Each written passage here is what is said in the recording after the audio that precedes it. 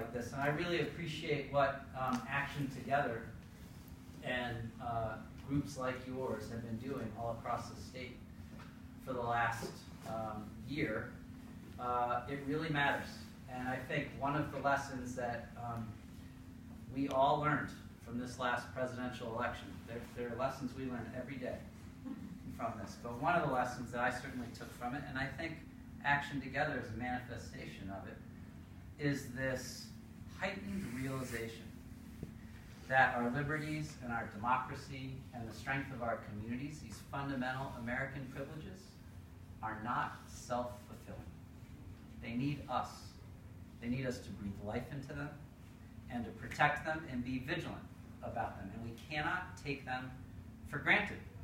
And the good news is there are lots of people, as I've been going around the state for the last almost 11 months now, running for governor, coming to stuff like this and Democratic town committee meetings and house parties. There are lots of people showing up who've never done anything like it before.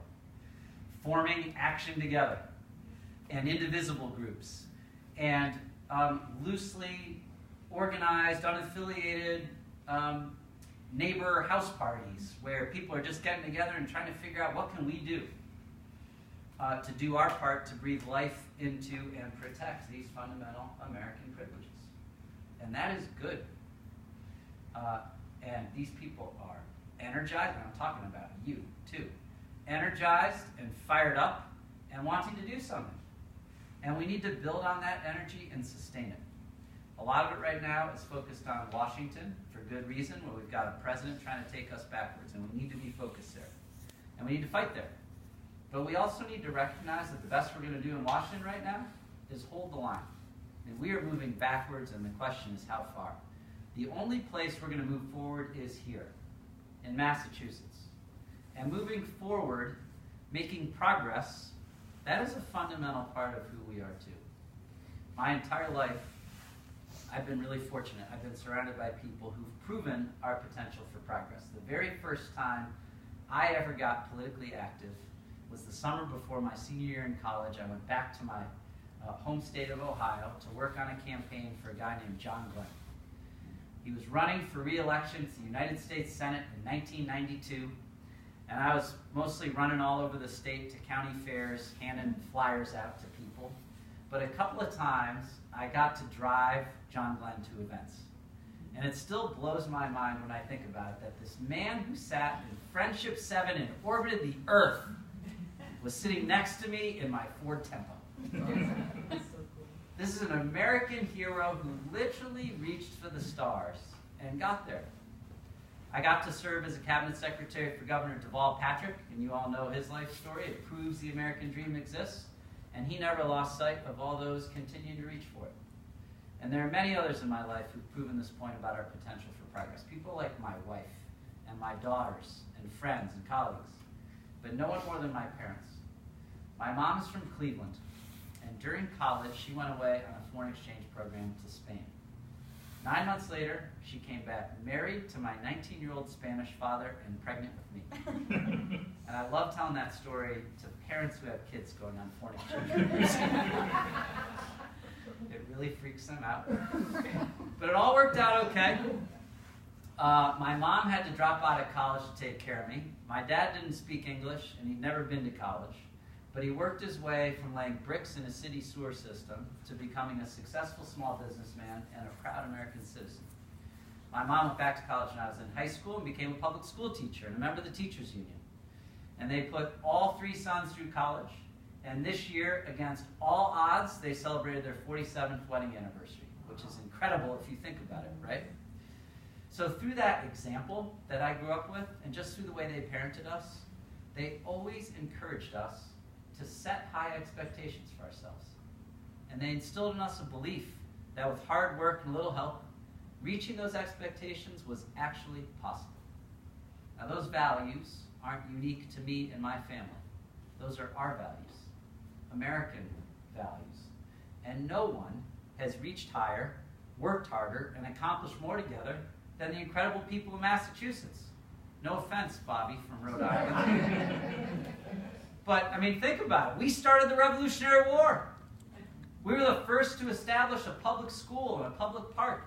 The first to recognize one's right to marry whoever you love. The first to make universal health insurance coverage a reality. And the list goes on and on and on. This is who we are. We have always been a leader. But we are not leading right now. Not under Governor Baker. I have been frustrated by how little our governor's accomplished. But I've been much more frustrated by how little he's even tried. He is way too satisfied with the status quo. He's too often sitting on the sidelines when we need him. And it's not good enough. It's not good enough. Not ever, but particularly not now with the president trying to take us backwards. Attacking immigrants. Attacking our health care. Attacking our environment. Attacking our democracy. We need leadership. And, by the way, there is a difference between leadership and popularity. It is easy to be popular when you don't do anything. And you never take a stand. And your whole approach to the job is one of being politically cautious instead of courageous. Meanwhile, we have way too many working families across the state still being left behind, and way too little is being done to help them. And people forget this about Governor Baker. But he has failed to stand up to hate and discrimination time and time again. Ordered state police to detain immigrants. Opposed Syrian refugees resettling in Massachusetts. Defended southern states flying Confederate flags at their state capitals. The very symbols of hate and bigotry and intolerance that we saw on display in Charlottesville. And he stayed silent on transgender rights legislation, only signing it when forced to do so and doing it behind closed doors. It's not okay. Today, just as one of many other examples, I heard he came out in support of endorsing Doug Jones. You know, this is a great example that is totally consistent with pretty much every issue across the board. So some people may say, that's great, you know, thank God we've got a governor who isn't a crazy extremist Republican, he's actually supporting Doug Jones. Meanwhile, he's helping raise money for the National Republican Party, who is funding Roy Moore's campaign. How about we have a governor who supports Doug Jones and doesn't help the Republican Party raise money to fund Roy Moore's campaign? He is indirectly funding political candidates who support hatred. He supported a state Senate candidate in this state who just got elected in a special election, now Senator-elect Tran, who is against same-sex marriage. Charlie Baker's supporting this candidate. It's not okay. It is not okay. It's not who we are, and it is definitely not leadership. Now, you all will remember, Governor Baker's case for being governor when he was a candidate wasn't about leadership. It was that he was going to be a good manager. Well, he has failed at that as well. And I know about good management when I worked for Governor Patrick as his Secretary of Administration and Finance. During the Great Recession, much tougher times, I successfully managed the budget while increasing investment to record levels for public education and infrastructure, and we achieved the highest bond ratings in state history during that time. Governor Baker is struggling to manage the budget during a period of economic growth. He's continuing to cut funding for programs that desperately need it, and for the first time in 30 years, one of the rating agencies just downgraded the state's bond rating under Charlie Baker. And the reason they gave is that he isn't following the responsible policies we put in place when I was there. And this is supposed to be his core competency and is literally his entire case for being governor. As CEO of a health insurance company that covered low-income people in the Medicaid program, I turned our company around, grew it by multiple times. We were considered a leader in addressing the opioid epidemic. So I know about good management. And we can do a better job managing state government. I am certain of that. But here's the thing. Unlike Governor Baker, I believe managing government well is necessary, but not sufficient. Government is our instrument, not our enemy. It's the vehicle through which we empower each other and support each other and protect each other. And it is not good enough to simply accept the world the way it exists and try to manage it better. We need a governor who's going to see the way the world should be and take us to that place. Let's aim high. Let's be us. Let's give working families across the state a better deal, an economy that works for everybody, not just those at the top. How about a living wage, paid family leave, affordable housing and higher education, and childcare, an issue I feel passionately about. How about this crazy idea? I'm going to try this out on you. A transportation system that people can actually depend on to get to work on time. Right? Crazy. Let's aim high when it comes to our dysfunctional healthcare system and implement a single-payer system that's simpler, cheaper, and does a better job keeping people healthy. Let's aim high when it comes to the opioid epidemic, which is ruining people's lives and tearing families apart. Let's actually invest more in helping those who are addicted get the treatment they need instead of treating them like criminals, which is what's happening right now. Let's aim high when it comes to other big challenges we face, like climate change, the biggest threat to our planet, and our broken criminal justice system, which is jailing way too many for way too long at too high a cost. And more important than any of that, let's aim high when it comes to how we treat people. We need a governor who sees the value and potential of every single person, who respects everyone, who doesn't need coaching and pressure and second chances to get it right. And I want you to know that if I'm your governor, it won't matter what color you are, what your sexual orientation is, what you believe, whether you are from Westwood or from Norton or from Walpole, whether you just came to this country, whether you're a Syrian refugee, whether you have a disability, I see you, I believe in you, and as your governor, I will work for you. We have always done better when we see our differences as strengths, and when we recognize that beneath those differences are many more similarities. When we treat each other with respect and dignity and love. So let's do it. Let's aim high. If we do, I know we can build a better future for everybody. That's the lesson my parents taught me. It's the American story. It's what the people of Massachusetts have proven over and over again, and it's what we should expect from our government and from ourselves. And that's why I'm running for governor. I'm not a career politician, just trying to get to my next elected office. I'm not going to make whatever political calculation I need to make just to win at whatever cost. That's not why I'm doing this. I'm in this because I care about people, and I want to make a difference in people's lives. And if that's the type of candidate you want, if you believe we need to aim high, if you want Massachusetts to actually be a leader again, then I really hope to earn your support, and I hope you will join our grassroots campaign. Thank you very much.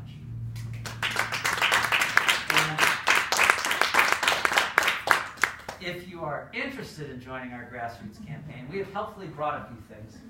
I'm going to, can I hold this up for a second? So this palm card, which hopefully all of you have, and if not, Amory on my team has some. But this has a little bit of information about our campaign, and there's a website on here. You can learn a lot about positions I've taken. One of the things that I take some pride in is I try to be thoughtful and informed about positions I take. And I think if you look at the policy papers on my website versus the other two Democratic candidates, there's a lot more depth to what we're putting up. There's also an email address on here. I know that I don't know everything. And one of the neat things about being a candidate is I'm learning a lot from everybody I've been meeting. If we don't talk about something here tonight that is important to you or you think I need to know, please send me an email. I see everything on this email address. It will make me a better candidate at the end of the day and a better governor. Amory is going to pass around a sign-in sheet. If you sign up on this, it doesn't mean you're swearing to God that you're going to support me. It just means you'll be on our email list and can keep up with the campaign. And if I have earned your support tonight, we have some pledge cards. Do we have pledge cards? Yep. Pledge cards right here. Please fill one of these out and give it back to Amory. It lets us know that you're on our team. I'll stop talking, and I'm happy to answer any easy questions that you have. Yes, sir. So I actually have questions about your positions on particular issues, but before I ask any of them, I'd be interested in your contrasting yourself with the other Democratic candidates. Why should I vote for you in the Democratic primary? So thank you for the question. There are two big distinguishing factors that I'd ask you to consider. So Seti Warren and Bob Massey are two people who I've had the pleasure of getting to know a lot better over the course of this campaign. We hang out at a lot of these kind of things together. And they're both great people. And if either one of them ends up becoming the Democratic nominee, I will support them 100% because they will be a lot better than the current governor. I do think I'm the best candidate, and here's why. So Bob and Seti and I basically agree on a lot of what we want to do as governor. I think there's much more similarity than difference in terms of the policy positions we're taking. I'm the only candidate in the race that has leadership experience in state government getting big things done. So when I worked for Governor Patrick as the Secretary of Administration and Finance, I not only was responsible for the budgets and the bond bills and stuff like that, but I was often his point person for negotiating a lot of the big reforms we got through the legislature during his first 6 years when I was there. So things like the transportation reform in 2009 that got rid of the Turnpike Authority and more money for transportation, I negotiated that with the legislature. The healthcare cost containment law in 2012, I negotiated that. Pension reform, municipal health reform, a number of the big things that we got through, I did them. And I think that should matter because I know how the system works. I've worked successfully through it. I think I have credibility with folks on Beacon Hill and stakeholders as somebody who listens and operates in good faith and is effective at getting things done. And it's not going to matter what we all want to do as Democrats if we don't actually do it. So that's one big distinguishing factor. The other is, I think to win this race, we're going to have to take Charlie Baker on the management stuff. It's his whole case for being governor. He's actually failed at it. Pretty much everything he said he was going to fix is worse than before he took office. And I think I'm going to be able to most credibly expose his failings as a manager based on my record of success in state government and in the private sector. And I'm going to be able to make apples-to-apples comparisons like I mentioned in my remarks. When I was there, successfully managed the budget during much tougher times. We got the highest bond ratings in state history, and you screwed it up. And the other candidates aren't going to be able to do that. So those are the two things I'd ask you to consider. I think I'm most likely to be able to deliver on the ambitious agenda we all want, and I think I'm most likely to be able to beat Charlie Baker in the general election. Thank you. Okay. Yes, sir. The concealed carry reciprocity is going through Congress, and hopefully it doesn't pass. But if it does, what do you think the governor, if anything, could do to try to address that challenge? So my understanding is there isn't anything. I think Maura Healy has said there's nothing from a legal challenge perspective. I think it's one of those issues where the federal government can preempt the states, unfortunately. That's my understanding. If there is anything the state could do, I would be 100% supportive of doing it. I have a gun violence reduction policy on my website. I'd encourage you to look at it. I've made a number of different proposals. I think I'm the only candidate that has in this race. And you know, this is another example, kind of like the Doug Jones endorsement thing, where Charlie Baker has come out opposed to the concealed. Does everyone know what we're talking about, by the way? This, okay. It essentially would weaken Massachusetts gun laws, which are the strictest gun laws in the country and have proven to work in reducing gun violence. Okay, so this would weaken our laws. And Governor Baker came out, I think, and said he opposes this legislation passing at the federal level, which would weaken our gun laws.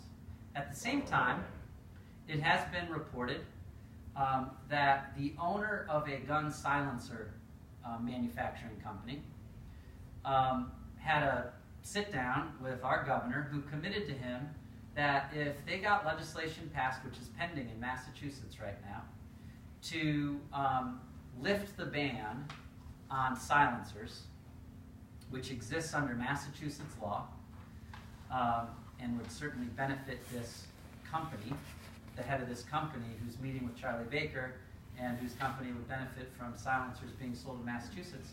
Governor Baker committed to him that he would sign the legislation which lifts the ban and weakens Massachusetts gun laws. So you can have a governor who, says, I'm opposed to what they're doing at the federal level on the concealed carry reciprocity law, and people can say, oh, thank God we've got a governor who's against that. Or you can have a governor who's against that and is also against lifting the ban on silencers in Massachusetts or doing anything to weaken gun laws in Massachusetts. which Charlie Baker's not. And to me, it's totally unacceptable. We deserve better. We have a couple of questions that were asked of the other candidates that I'd like to ask you to Okay. address to. One is, do you have a plan, or what is your plan to attack the opioid crisis? And the other one is, what's your stand on sanctuary cities? Yeah. So taking them out of order. The very first piece of legislation I supported as a candidate for governor is the Safe Communities Act, which, for those who don't know, it's legislation pending on Beacon Hill, which basically says that state and local law enforcement resources should be focused on enforcing state and local laws and not doing the work of federal immigration officials, which is not their job. Governor Baker opposes this legislation. I think the other two Democratic candidates have said they've come out in support of it. I think there are some differences between us in terms of our record on this issue, which I won't get into, but this is the very first piece of legislation I supported. I am appalled at the direction Donald Trump is taking our country when it comes to immigration. I think it's totally inconsistent with our values. And I think, our federal immigration system is broken. There's no doubt about that, and it needs to be fixed. But it is not the state's responsibility or jurisdiction to do so.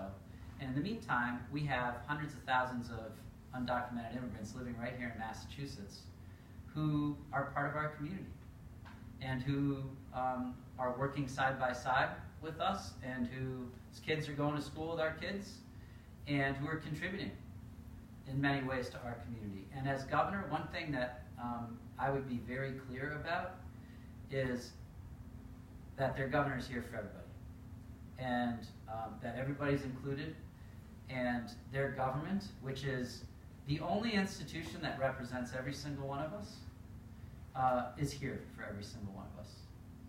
And so that's my feeling on Safe Communities Act and immigration. When it comes to the opioid crisis, as I mentioned in my remarks, this is a crisis. This is something I hear about in literally every community I go. It's something I got to become much more familiar with in my last job, when I was CEO of a health insurance company that covered low-income people in the Medicaid program. The #1 health issue of our members was addiction. Of any health issue, physical or mental health or anything, it was addiction. And so the way we approached it is we tried all kinds of new things. I think we had like 20 plus different initiatives, including we're going to do a very own health insurance company-like thing and eliminate all prior authorization requirements for access to treatment for addiction, to make it as easy as possible for our members to get the treatment they need. We paid providers to go out into the community and find members who we couldn't find, who we knew from claims were addicted, and try to get them engaged in their own treatment and recovery. We tried all kinds of things, and the Boston Globe named my company one of 46 game-changing companies for the innovative work we were doing on the opioid crisis out of every company in Massachusetts in 2016. So I would take the same approach as governor and actually treat this crisis with the level of urgency that it demands, which I don't think our current governor is doing. I think we need to be doing much more when it comes to education, both in schools and from a public education campaign perspective. We need to do something like the anti-tobacco campaign. We all should be seeing stuff on this 4 or 5 times a day. I think we should be doing much more in terms of investing in the treatment resources we need so that we're actually meeting the demand, which we aren't even close to right now for those treatment services. There are people who end up sitting in emergency rooms for a couple of days while someone's trying to find them a bed somewhere, and they give up and leave because they can't.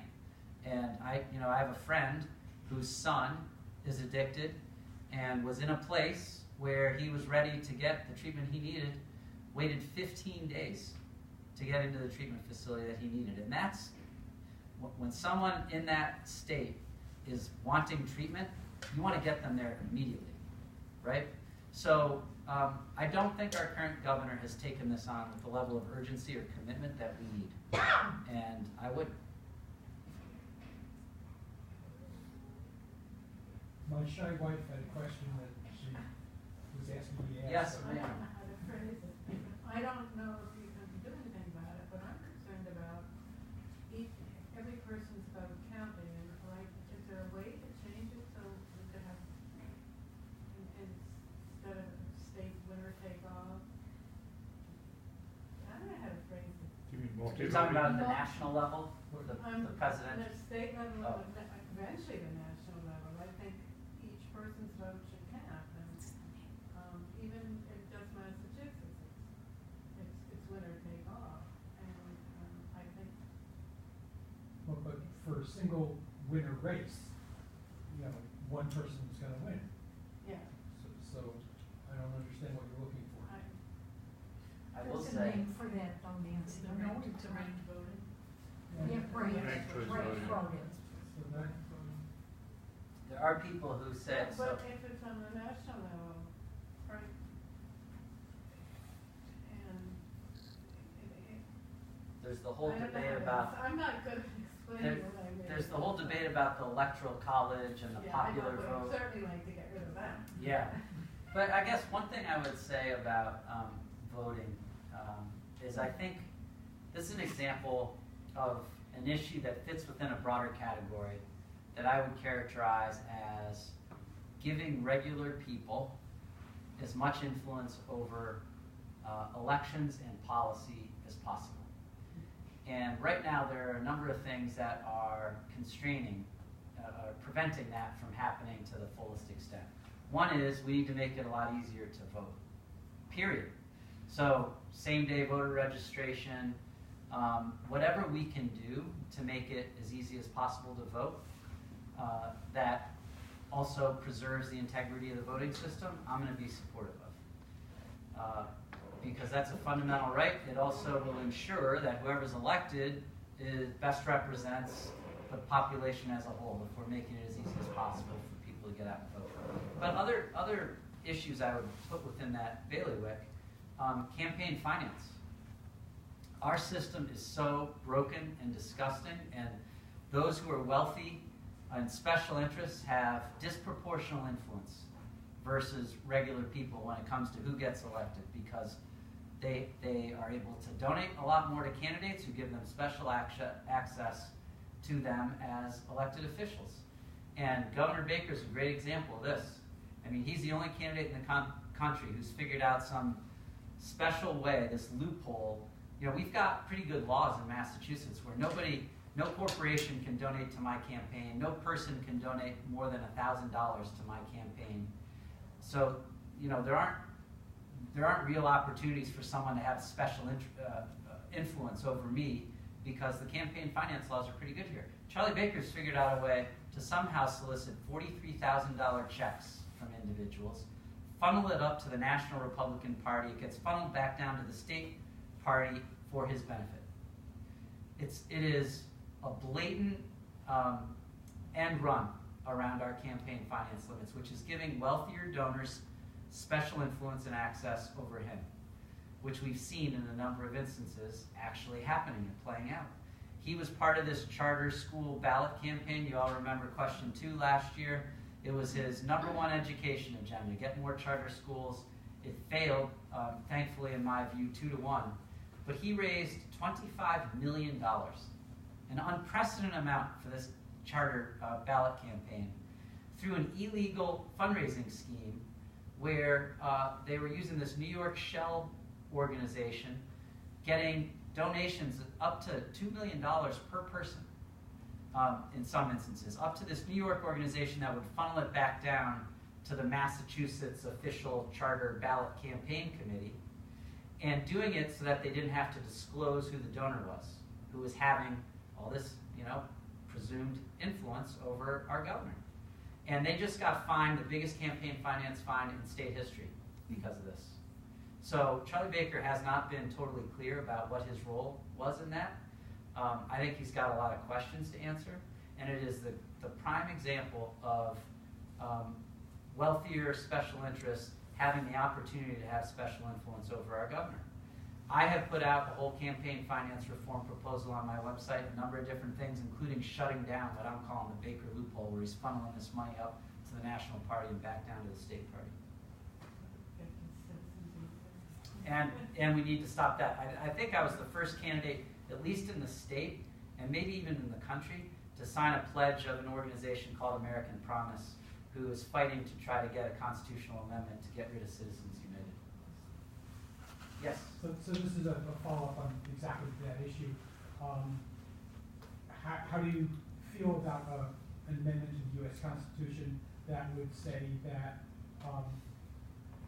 the unalienable constitutional rights are the rights of individual human beings only, and not the rights of any artificial entities such as corporations, unions, or other aggregations? And how do you feel about an amendment to the U.S. Constitution that would say that financing of political campaigns can be regulated so as to even the playing field and have our voices not drowned out by billionaires? Yep. And how would you feel about and call for amendment convention to get that amendment proposed? Yep. So I support the second part, and that's what I mean when I signed the pledge saying I would, as governor, support Massachusetts supporting that constitutional amendment to basically say we could regulate corporate involvement in campaign finance and these independent expenditure committees. So I support that, and I'm on record supporting that. I don't think Charlie Baker is. And on the first part about corporations not having any rights under the Constitution, I mean, for purposes of campaign finance, I certainly agree with that. I think I need to think about whether there's anything else, you know, for example, the constitutional amendment that protects the, that prevents government from abridging a contract that's already in place. I don't know whether that should, you know, whether corporations are covered by, you know, there may be some constitutional protections that would apply to any property owner or contract party. So I haven't thought about that. I need to look into it. I'll write to you about it. Okay. I'm Yes. gonna switch to the environment. Great. So I know in Canton and a lot of the other towns, we've been fighting the energy companies coming to put in the new pipelines, and I know it's you know, largely regulated at the federal level, but the governor really hasn't done much to stand up for the rights of, you know, people. That it's, you know, fracked gas that's going to be coming through in pipelines that they put in. So just wanted your stance on This is that. so. This is an area, one example among many, where we need real leadership in Massachusetts, and we don't have it right now. Climate change is the biggest threat to our planet. It's also a huge opportunity for us. So I have said I think we need to be much more aggressively transitioning to renewable energy sources. I think we should be, if we can't get our regional state partners to do this with us, I think we should be the first state in the country to adopt carbon pricing, which is an important tool to help drive us to a true clean energy economy quicker. I think we should be vigorously opposing any expansion of natural gas pipeline infrastructure. And this is one, like you said, where the governor has been terrible. And this is another one where if you look at utilities and energy companies who are donating to his campaign, it gets back to this issue that I was just talking about. But it just furthers our dependence on fossil fuels, and it's going exactly the wrong direction from where we need to go. I went and visited and met with an advocacy group in Weymouth, where there's a proposed construction of a compressor station in Weymouth on a site that is apparently the densest site for such a facility in the country if it were to be built there. And there are a lot of problems with it. And so I went to get better educated about that particular project, and I met a woman who was there who had been, they had been getting no response from the governor. I met a woman named, I think, Andrea Honoree, who on her lunch break, she worked downtown in Boston, on her lunch break every day would go sit in the governor's office and wait for the governor to talk with her about this issue. and the governor would never talk to her. He even walked by her a number of times, knowing she was sitting there, and just ignored her. I think she went 96 days in a row, something like that. And, you know, it is one thing that he has taken the position he's taken on this and not advocated vociferously for our interests. It's another thing to be disrespectful to a constituent. And one thing that I want to be really clear about, I may not agree with I'm quite certain I won't agree with everybody on everything all of the time, but as governor or any elected official, you owe it to your constituents to be respectful. And if you disagree, to at least explain why, definitely to listen and understand the different perspective, but certainly not ignore someone and not even let them be heard. And to me, that is unconscionable and a dereliction of duty as an elected official. But on this issue, I think we need much more leadership. I also think, this is to the opportunity point, we could create thousands and thousands and thousands of jobs in Massachusetts in the clean energy sector. This is probably among the fastest growing sectors in the world for the next couple of decades. And we have all the assets in Massachusetts to be a world leader in this. Governor Patrick used to say, we could make the world our customer. You could just hear him saying it. And he's right. We could be the world leader, just like in the life sciences sector, where we are the world leader. Because we were intentional about that. We need leadership to be intentional about taking advantage of the opportunity the clean energy sector presents to create thousands of jobs here in Massachusetts, making us the power plug of the world's green energy economy. Yes? Just want to make sure I'm pointing. Yep. Could you talk a little bit about schools and getting some more funding their way? I know you have a lot of thoughts about early education. I'd like to hear about that. And where you would put the money. I'm particularly interested in, very active in the K-12 Yep. education as parent and budgeting, and it's really painful. And there's every year is like really scary. Yeah. People sending their kids off to private schools because the public schools can't offer what they need to. Class sizes are too big. Special education costs are extraordinarily high. Yeah. And it's really hard for a little town to figure it out. So what Yeah. have you planned for that? So thank you for noting. You must have checked out my website, the early ed piece, which I'd love to come back to at some point if people are, or maybe on the card. Yeah. So I think the most fundamental responsibility we have collectively through government is to provide a great public education to every single child, access to a great public education to every single child. And right now, we're not doing that. We've got, we take a lot of pride in the fact that Massachusetts is considered the best state in the nation when it comes to public education. And that ranking comes from the fact that our students overall score higher on the standardized test scores than kids in other states. And that's good. But we also have the biggest achievement gap of any state in the country.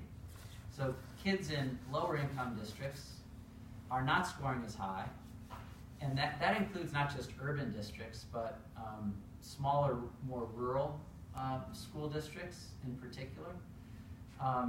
We are not doing everything we can or should for those districts. And a big part of it is the adequacy of funding, where there's a legislative commission a couple of years ago that looked at this pretty closely and concluded we're probably about at least $1 billion shy in terms of total state funding, particularly for the lower income districts, to getting to an adequate education in light of a lot of the costs that haven't been adequately accounted for, like special education and healthcare costs and others.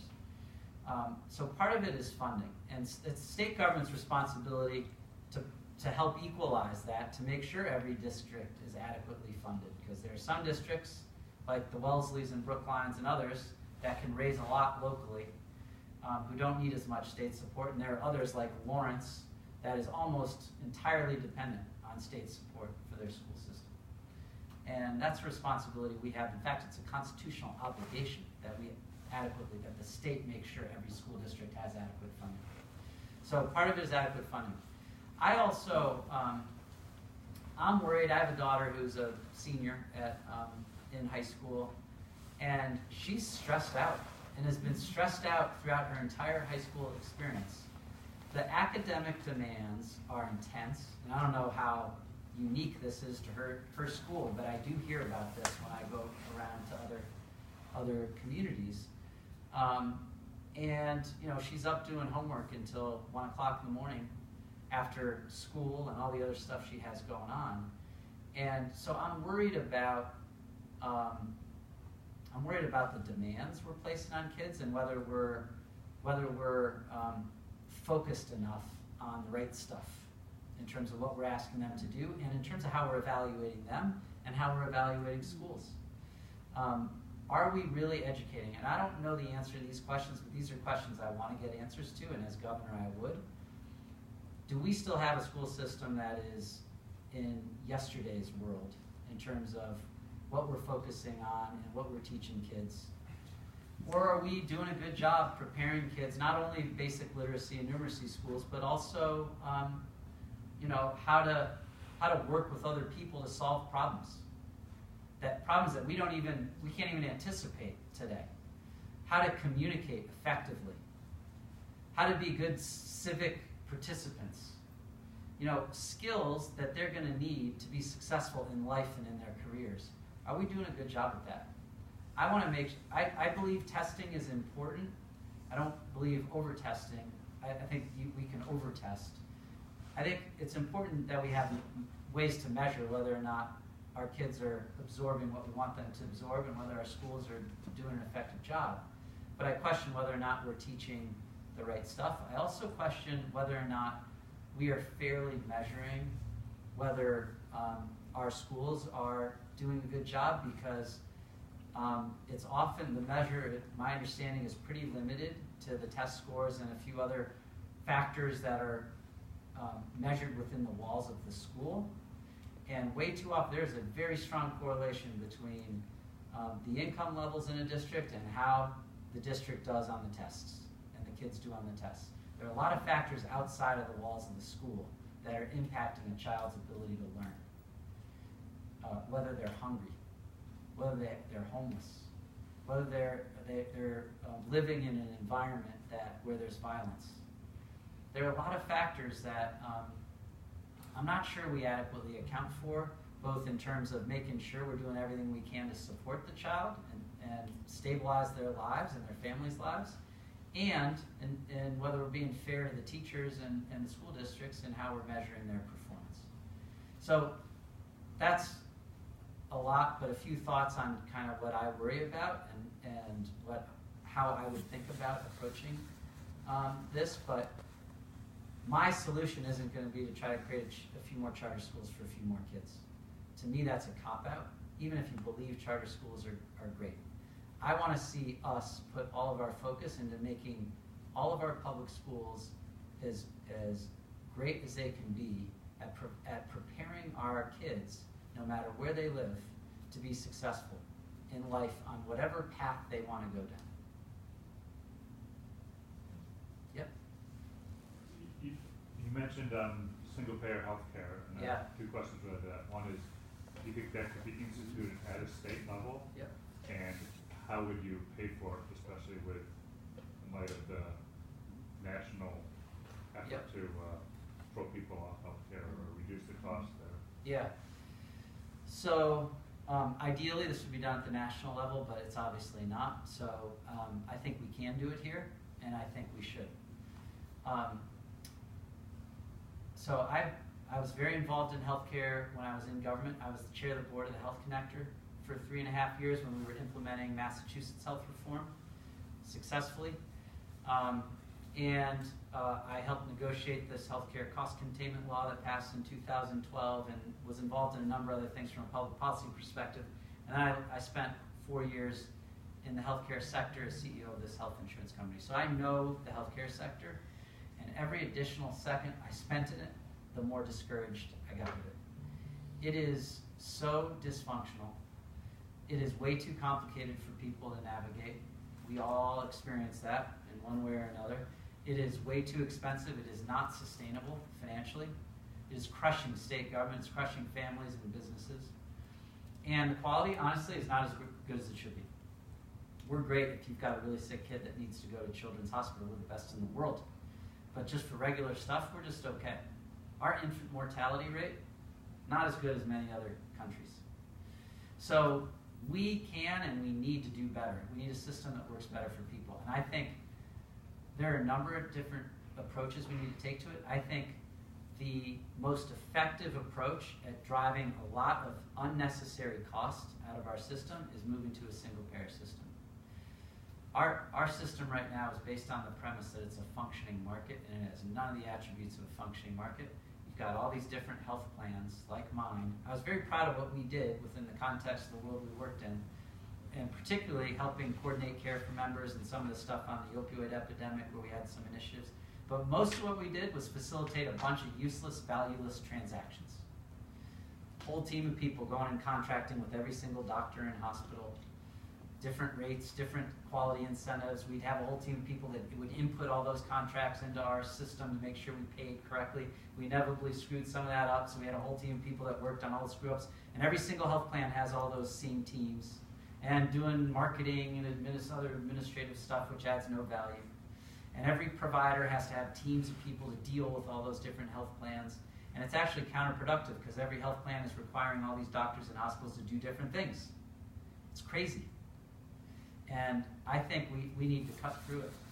And we could save, to the point about how would we pay for it, I actually believe, in fact I'm certain, if we do it thoughtfully, we will spend less money overall on healthcare. Now right now, healthcare gets paid for from government resources, from your pockets through your premiums and your copays and deductibles, from employers who contribute.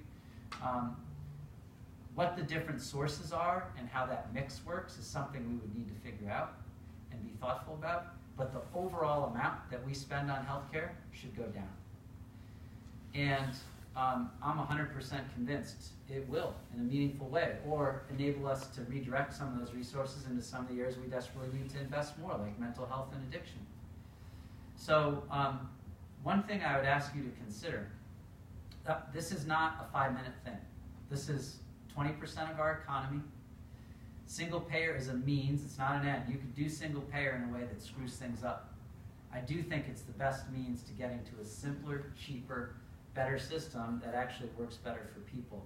But we need to do it thoughtfully. And you know, it's good the other two Democratic candidates in the race both support going to single payer. But you know, one of them is saying we need to go there now. I totally disagree with that. I think that'd be a huge mistake. We need to be thoughtful about it. We need to get the right people in the room to think through how are we going to transition to a single payer system that gets the outcomes we need. And I do believe, and this is something I'd ask you to consider if you agree with me on this, that I'm the best candidate to actually provide the leadership we need to get to that system. Because I know I'm the only one that's worked in healthcare. I know the healthcare system. I think I have credibility with a lot of the people in the healthcare world here in Massachusetts. And we're going to need that type of leadership to get to the system we need, and we do need it. Yes, sir. So, as I'm sure you know, PRIM is the state agency responsible for investing retirement funds. Yep. Massachusetts employees. PRIM has socially conscious investing guidelines, but those socially conscious guidelines don't include anything about genocide. So Massachusetts retirement funds are and can be invested in companies that abet genocide. As governor, what would you do, if anything, about that? Well, that's the first I've heard of that. I think generally, I would be open to looking at whether or not we should. It doesn't sound like the kind of thing we should be doing.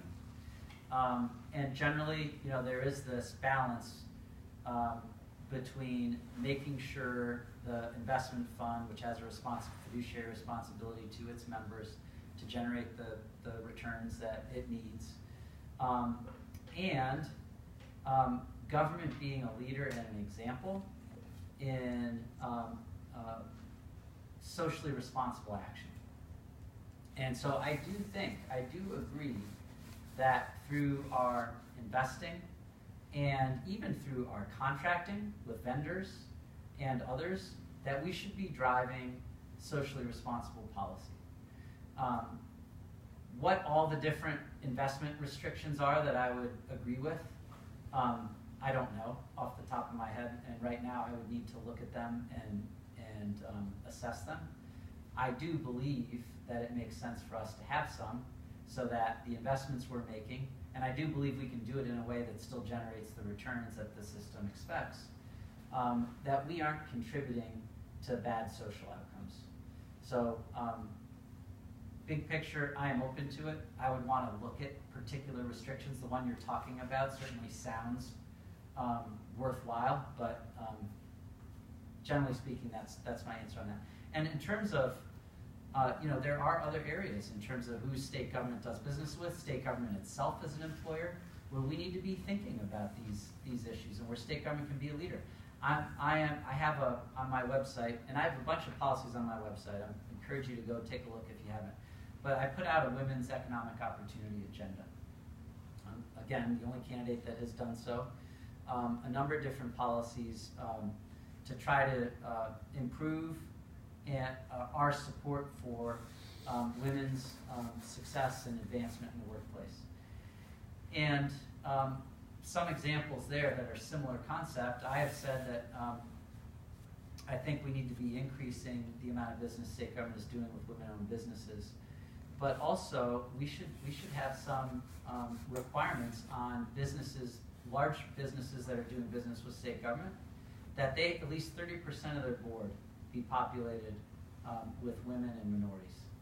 It is a huge problem among big corporations in Massachusetts and across this country. We don't have women leadership on corporate boards and in leadership positions. And so this is another example of something I propose where we're taking government as a leader on some of these issues and trying to drive a different direction. Have you been watching, have you been reading the Globe Spotlight series they're doing this Yeah. year? Do you have any, like, how can we combat some of this, because like if anybody's not reading, it's about institutional racism in Boston. Today's was about the Seaport District and this unique opportunity, and instead became one of the whitest new neighborhoods to be created. Yeah, it's a really, the two yesterday's and today's pieces were really eye-opening and concerning. But this is an example where I think one of the points they were making, and I agree with this, I think we lost an opportunity with the Seaport, is the point they were making, where we had billions of dollars of investment. And government as the institution that's representing all of us and who has leverage over whether certain types of development happen or not, or how it gets developed, could have insisted or done more to ensure that minority and women-owned businesses were getting some of the action. And that there was a more intentional and conscious effort to include them not only in the planning process, but also in the contracts that were let around it. And also just from a public planning perspective, making sure that the community was being developed in a way that was going to better take into account the inclusiveness of, in this case, black residents, but of all residents. And there are limits. Government can't dictate stuff to happen that is, fitting a square peg in a round hole. But there are ways in which we can do better. And I think some of what, is it Don? David, I'm sorry. David was talking about is an example of how government can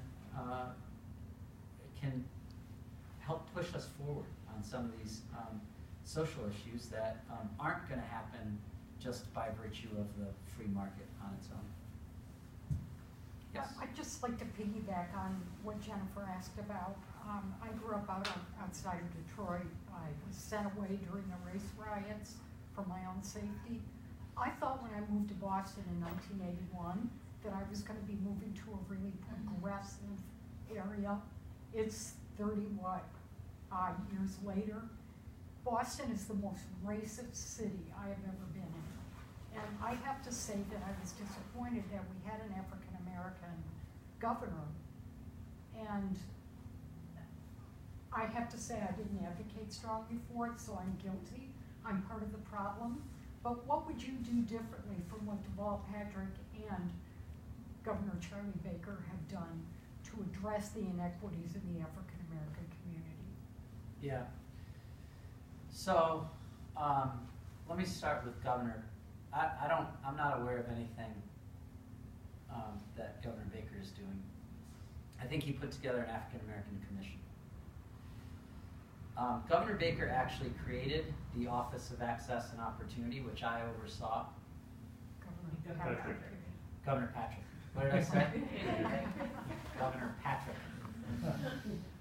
Governor Patrick created the Office of Access and Opportunity, which never existed in state government before. It was under my secretariat, so I oversaw it.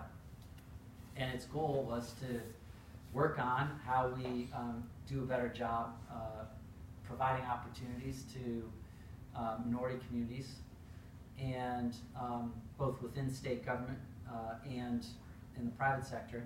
And so we did a bunch of stuff, leveraging our purchasing power as state government to increase goals for contracting.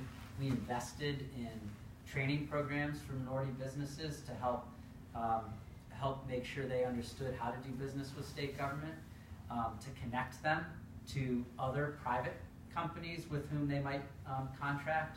We invested in an organization called the Massachusetts Growth Capital Corporation, even though it was during the recession, which provided capital, access to capital for minority-owned businesses.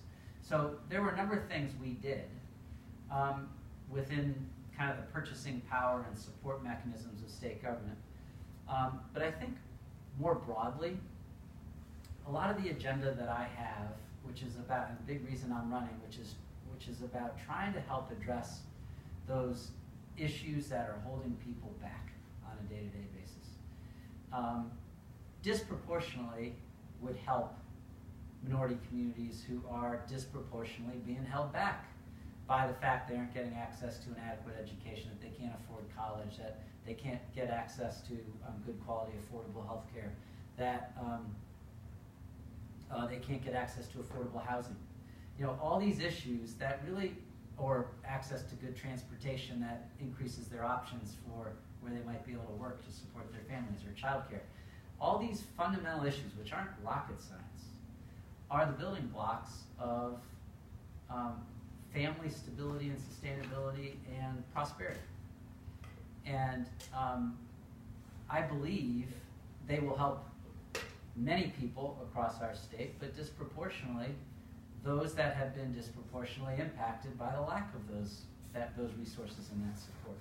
So that, to the point about what am I going to do differently, I think I've got a more progressive agenda that I'm really committed to driving forward to help lift people up, minority communities and others all across the state.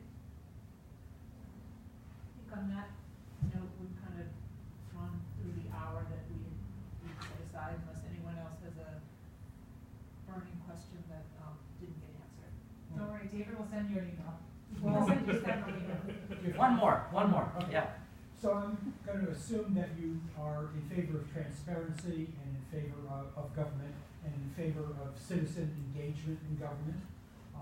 Massachusetts has an open meeting law, very well intentioned. Government business should be conducted in public view. Yep. But that was interpreted as saying that public bodies can't deliberate on the internet, presumably for fear that that would be a secret deliberation to which the public couldn't have access. Would you do anything to change that, to allow public bodies to use the internet as a way of transparently deliberating so the public could see it? While they're in a physical meeting together, No. I mean, instead of being in a physical meeting? right, the bill in the legislature, which is House Bill 1704, basically says that it would amend the open meeting law to allow members of the public body to hold public internet discussions. Okay. With the proviso that the public has to be given notice of it, the public has to be able to access it, Yeah. to see what's going on as thoroughly as members of the public body themselves. Yep. So that's the first time I've heard of that proposal. But let me start up here and then I'll talk to that. So this fits within that bucket of regular people having influence over policy. In order for regular people to have influence over policy, they need to understand what is being debated, what is being considered in government, what is informing government decision makers, which is why we have open meeting laws and public record laws, right? So my mindset on all of this is we should make it everything as easy as possible for people to see and engage in and understand. Open meeting, I need to look at this and better understand it, but that would be the mindset, and if it could make it easier for people to engage and understand, then I would be supportive of it. I don't know if there are any downsides to it. For example, there's a reason why conference calls, even if there's a way for people to get in, have not been permitted in the past. I don't know what all those reasons are, but I'm open to supporting it if it meets that goal and there isn't some downside. Public records is another one. We've got a public records law which is okay, it needs to be stronger. We are one of 2 states in the country, and I think at this point we might even be the last, where the governor's office has been interpreted as not being subject to the state's public record law. So you try to get something from Charlie Baker, he's going to say, no, I don't need to give it to you, and he often has done that with the press and others. He's not, in fairness to him, he's not the first governor. It's Governor Patrick and many others have leaned on this exemption that exists, a court case that they cite, which prevents them from being subject to the public records law. I think it's wrong. I have said that I not only would file legislation to change that, but even before the legislation passed, I would voluntarily comply with the public records law. People deserve access to how government decisions are being made and what is informing those decisions. And we owe it to, we in government owe it to the public to make that accessible to them. Let me end with this, if it's okay. All right, one more question. Yeah. Because you mentioned transportation earlier, and I was just curious, how are you gonna fix this mess? More money. That is fundamentally the biggest problem with our transportation system is it's been starved for revenue for decades. In part because of Charlie Baker's big dig finance plan. When he had the job I had in state government, basically foisted a bunch of the cost overruns of the big dig instead of raising more revenue, which would have been the responsible way to do it, foisted those costs on the T and the former Turnpike Authority, and they've been unable to make the investments they need to make to get the system to where it needs to be, where people can actually depend on it. And he is saying, and this is dishonest, he is saying we don't need more money for the transportation system. We just need to manage it better, and what that looks like is jacking up fares on riders beyond what was planned, which just gets more people onto the roads, which is the exact wrong result. Cutting service, particularly in underserved communities, to save money, which drives more people to the roads, which is exactly the wrong result. Further privatization of the system. This is one of our core public responsibilities, and what that does is separates responsibility for delivering the service from the publicly elected officials who are accountable to us for making sure they're doing so. Wrong direction in my view. We're 45th in the nation when it comes to the condition of our transportation infrastructure and 47th in commute times. It's totally unacceptable. We need to invest more in the system. We need to be honest about that, and we need to have a sense of urgency around it. I'm supporting this millionaire's tax that's going to be on the ballot next year. We'll impose an additional 4% income tax surcharge on people who earn over $1 million a year, in part because we need more money for education, and in part because we need more money for transportation. And Governor Baker is apparently opposed to that or any new revenue for it. And that is the fundamental problem. Let me end with this. I really appreciate the engagement and great questions, even though some of them were hard. And your interest in this. I'm really hoping to earn your support. We are building and are well along the path of building a very strong grassroots campaign. I'm very proud of where it stands right now. But we need your help. And to the extent you agree with a lot of what I talked about, and believe this is a candidacy that you can get behind, we'd love you to join our team. I really believe, I'm 100% confident we're going to win this election with your help. We've got, a lot of people will say, how are you going to beat Charlie Baker? He's so popular, he's really tall, and he's nice, he isn't this crazy extremist like exists in other parts of the country. And that's when I remind people, when did the measure of whether our governor's doing a good job become that you're nice and not crazy, right? Like, we face huge challenges that we need to make real progress on, a lot of them we talked about today. And it's different to be asked, how do you feel about Charlie Baker? And 70% of the people say, he's fine. The polling shows nobody's passionate about Charlie Baker. He's fine. Versus a choice. Who are you going to vote for? And that's what elections are about. And I really believe when presented with a choice between a governor who's made no meaningful progress on any issue that affects people's lives on a day-to-day basis and isn't even trying, and someone who desperately wants to do so and has the leadership experience to deliver on it, people are going to choose that. Particularly with all of your help, if you sign up on this campaign, making sure people are informed about the choice. And there's all this energy in the Democratic Party that we talked about in the beginning that all you are representative of, where people are fired up and they're going to get out to vote next year. And Elizabeth Warren's going to be on the ballot at the same time, driving people out to vote. And this millionaire's tax is going to be on the ballot, driving Democrats out to vote. We win. Whenever turnout is high in Massachusetts for a gubernatorial election, the Democrat always wins. And all the electoral dynamics next year favor us. So I am 100% confident we're going to win this election. I want you to be a part of it. It'll feel really good at the end of the day if you're a part of it and we win, right? So thank you. I appreciate the time and hope to be working with you over the coming months.